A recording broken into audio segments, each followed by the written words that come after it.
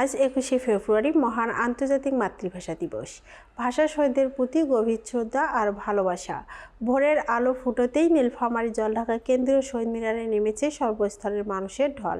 হাতে ফুল, বুকে আবেগ, শ্রদ্ধা আর কৃতজ্ঞতায় মানুষ স্মরণ করছেন 1952 সালে ভাষা আন্দোলনের শহীদদের। এই মুহূর্তে জলঢাকা কেন্দ্রীয় শহীদ মিনার প্রাঙ্গণে অবস্থান করছেন আমাদের সহকর্মী আশরাফুল ইসলাম রাজু। রাজু, জানাবেন জলঢাকা উপজেলার কেন্দ্রীয় শহীদ মিনারে সাধারণ মানুষের উপস্থিতি কেমন দেখছেন এবং রাজনৈতিক ব্যক্তিরা কি বলছেন?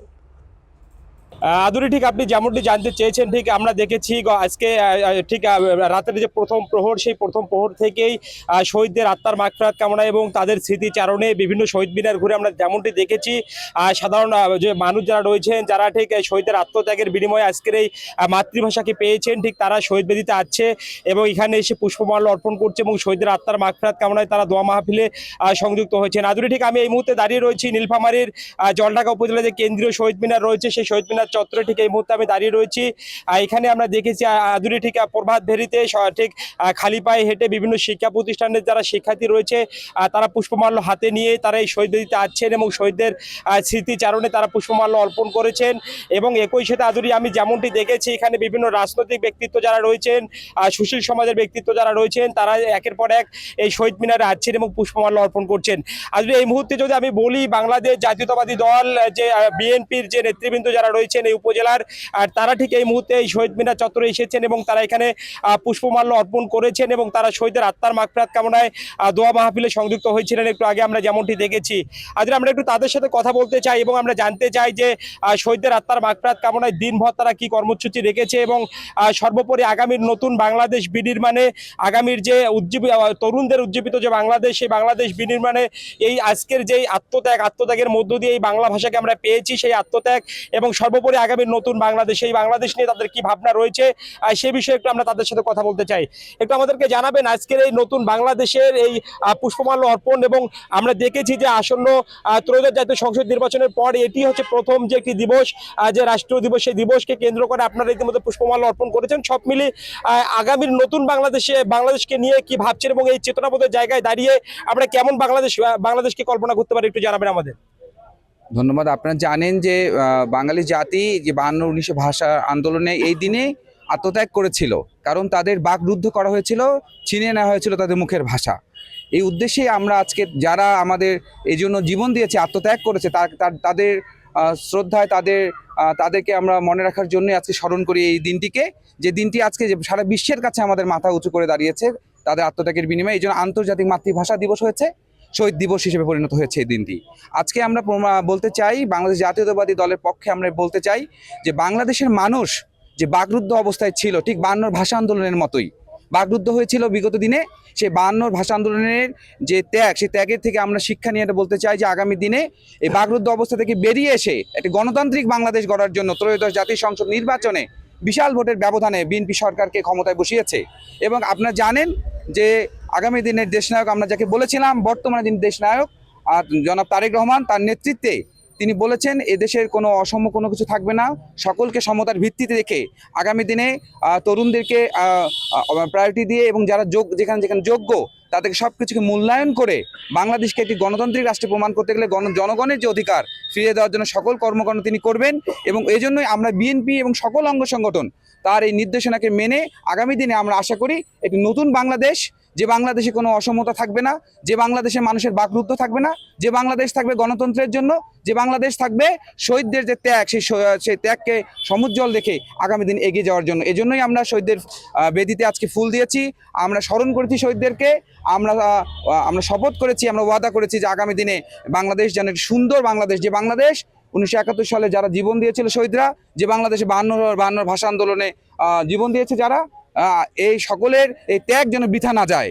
এই ত্যাগকে আমরা শক্তিতে পরিণত করে আগামী দিনে তারেক রহমানের নেতৃত্বে আমরা বাংলাদেশকে এগিয়ে নিয়ে যাবো। এবং আমাদের বিশেষ করে আমাদের এই অঞ্চলে, আমাদের এই এলাকায় আমরা যারা সকল বিএনপি নেতৃবৃন্দ আমরা সকল ঐক্যবদ্ধ হয়ে আমাদের অঞ্চলকে বাংলাদেশের উন্নয়নের সঙ্গে আমাদের অঞ্চলকেও একত্রিত করবো ইনশাআল্লাহ।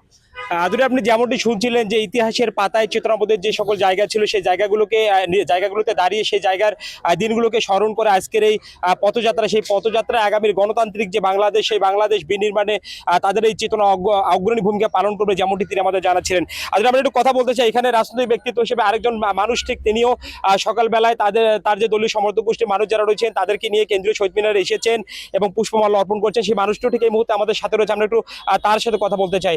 আপনার মাধ্যমে জানতে চাই, ঠিক আজকে সারাদিন ভর শহীদদের আত্মার মাগফিরাত কামনা এবং শহীদ বেদিতে এসে পুষ্পমাল্য অর্পণ থেকে শুরু করে দিনভর কি কর্মসূচি হাতে নিয়েছেন সেটি আমাদের একটু নিশ্চিত করবেন।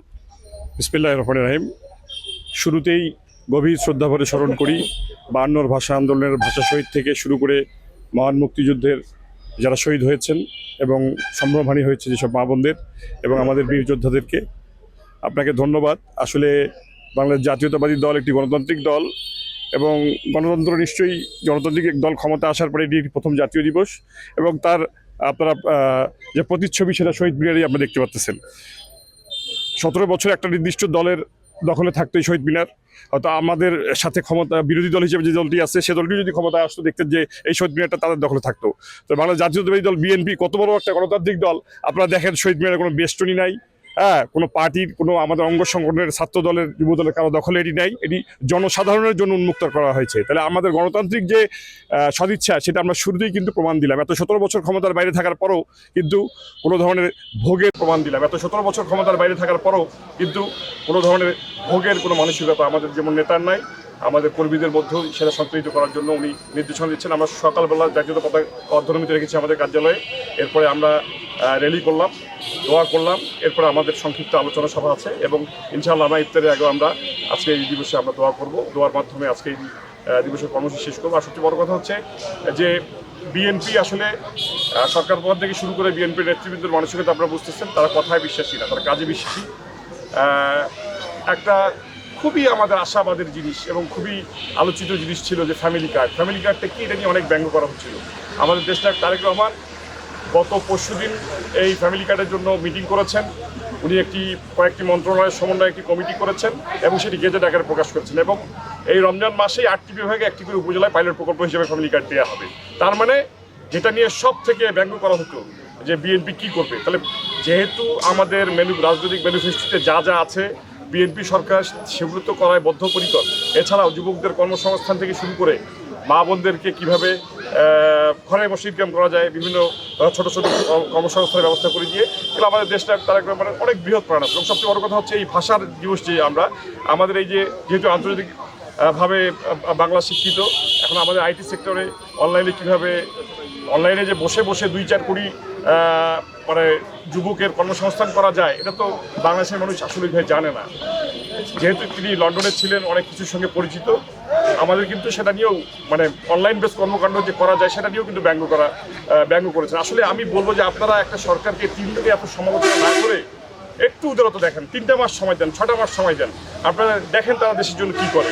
আমাদের এক যোগাযোগ মন্ত্রী সেদিন একটি কথা বলেছেন, এখন একটি কথা আপনি বললে এটাকে কিন্তু কারো মুখের কথা কেড়ে নিয়ে কিন্তু আপনি একাধিক মিটিং করতে পারেন, কিন্তু সে আসলে মাঠে যে রাস্তায় যে কোনো বিএনপির লোকজন তৃতীয় পক্ষ কেউ চাঁদাবাজি করতেছে কিনা এটাকে দেখেন।